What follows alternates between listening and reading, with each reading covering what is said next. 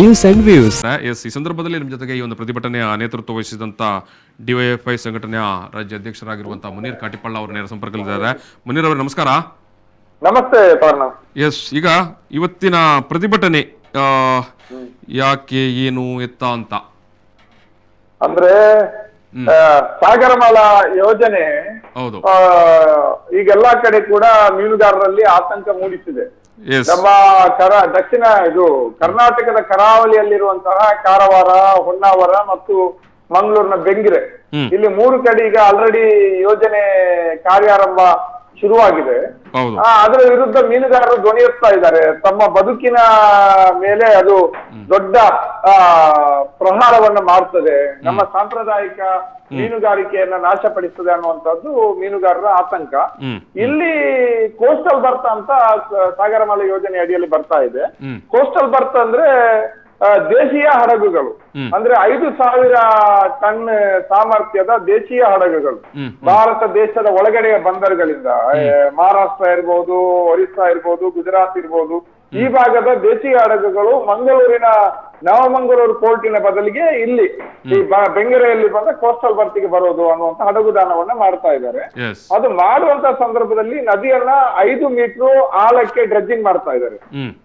7 metre ಆಳಕ್ಕೆ dredging ಮಾಡಿ ಆ ಭಾಗದಲ್ಲಿ ಒಂದು ಈ ಬರ್ತ್ ಅನ್ನ ನಿರ್ಮಾಣ ಮಾಡ್ತಾ ಇರುವಂತದ್ದು. ಈ ಬರ್ತ್ ನಿರ್ಮಾಣ ಮಾಡಿದ್ರೆ ಆಗುವ ಸಮಸ್ಯೆ ಏನಂದ್ರೆ 7 ಮೀಟರ್ ಆಳಕ್ಕೆ ಮರಳು ತೆಗೆದು ಡ್ರೆಜ್ಜಿಂಗ್ ಮಾಡುವಾಗ ನೀರು ಬಹಳ ವೇಗವಾಗಿ ಹರಿಲಿಕ್ಕೆ ಶುರುವಾಗ್ತದೆ.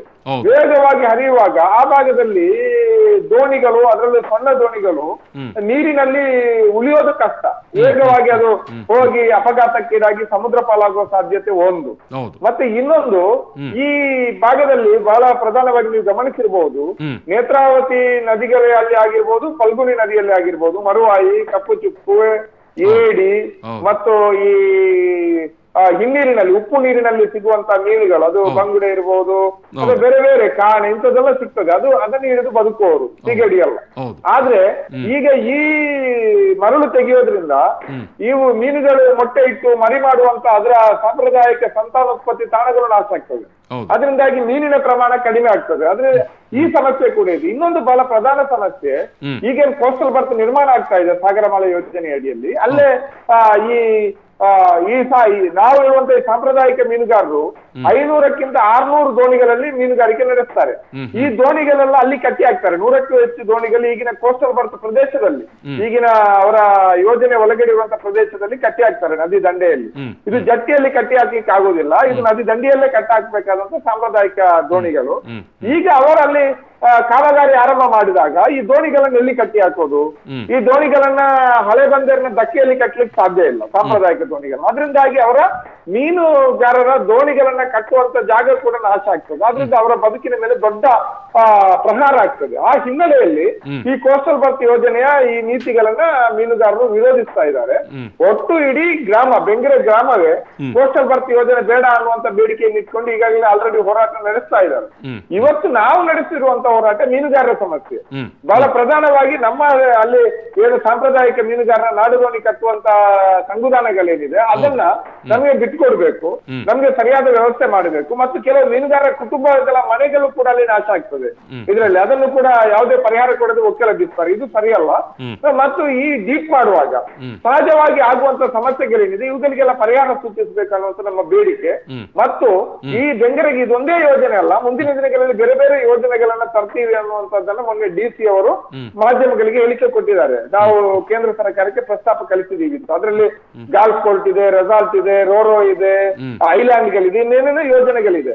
ಇದೆಲ್ಲ ತರುವಾಗ್ಲೂ ಕೂಡ ಅಲ್ಲಿರುವಂತ ಮೀನುಗಾರ ಕುಟುಂಬಗಳೇನಿದೆ ಸಾವಿರಾರು ಸಂಖ್ಯೆಯಲ್ಲಿದೆ, ಅವರ ಹತ್ರ ಯಾವ ಚರ್ಚೆಗಳನ್ನು ಕೂಡ ಸರ್ಕಾರ ಮಾಡ್ತಾ ಇಲ್ಲ, ಜಿಲ್ಲಾಡಳಿತ ಮಾತುಕತೆ ಮಾಡ್ತಾ ಇಲ್ಲ. ಎಲ್ಲವನ್ನು ತಂದು ಅವರ ತಲೆ ಮೇಲೆ ಹೇರ್ತಾ ಇದ್ದಾರೆ, ಅವರನ್ನು ಬಲವಂತವಾಗಿ ಒಕ್ಕಲೆಬ್ಬಿಸ್ತಾ ಇದ್ದಾರೆ. ಮತ್ತು ಅವರ ದುಡಿಮೆಯ ಮೀನುಗಾರಿಕೆ, ಸಹಜವಾದಂತಹ ಮೀನುಗಾರಿಕೆ ಅವಕಾಶಗಳನ್ನು ಕೂಡ ನಾಶ ಮಾಡ್ತಾ ಇದ್ರು. ಇದು ಸರಿಯಲ್ಲ. ನಮ್ಗೆ ಇಂತಹ ಬದುಕಿಗೆ ಮಾರಕವಾದಂತಹ, ಮೀನುಗಾರರ ಬದುಕಿಗೆ ಮಾರಕವಾದಂತಹ ಕೋಸ್ಟಲ್ ಬರ್ತ್ ಮತ್ತು ಈ ಸಾಗರಮಾಲಾ ಯೋಜನೆ ಬೇಡ ಅನ್ನುವಂಥದ್ದು ನಮ್ಮ ಕೂಗು.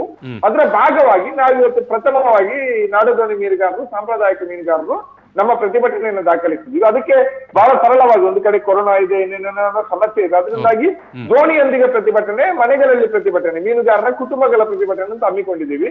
ಮೀನುಗಾರರು ಅವರವರ ದೋಣಿಗಳಲ್ಲಿ ನಮ್ಮ ಬೇಡಿಕೆಯ ಪ್ಲೆಕಾರ್ಡ್ ಗಳನ್ನು ಇಟ್ಕೊಂಡು ನಿಂತು ಪ್ರತಿಭಟನೆ ನಡೆಸ್ತಾರೆ ಮತ್ತು ಮೀನುಗಾರರ ಕುಟುಂಬಗಳು ಅವರವರ ಮನೆಗಳಲ್ಲಿ ಕುಟುಂಬ ಸಮೇತವಾಗಿ ಪ್ಲೆಕಾರ್ಡ್ ಇಟ್ಕೊಂಡು ಪ್ರತಿಭಟನೆ ನಡೆಸಿ ನಮ್ಮ ವಿರೋಧವನ್ನ ದಾಖಲಿಸೋದು ಮತ್ತು ಜಿಲ್ಲಾಡಳಿತ, ಜನಪ್ರತಿನಿಧಿ, ಸರ್ಕಾರಗಳ ಗಮನ ಸೆಳೆಯುವಂತ ಪ್ರಯತ್ನವನ್ನ ಇವತ್ತಿನ ಈ ದೋಣಿಯೊಂದಿಗೆ ಪ್ರತಿಭಟನೆ ಮೂಲಕ ಆಚರಿಸ್ತಾ ಇದ್ದೀವಿ. ಇವತ್ತು ಸಂಜೆವರೆಗೂ ಕೂಡ ಈ ಪ್ರತಿಭಟನೆ ನಡೀತಾ ಇರ್ತದೆ. Yes yes yes yes thank you Munir ಅವರೇ. ನಿಮ್ಮ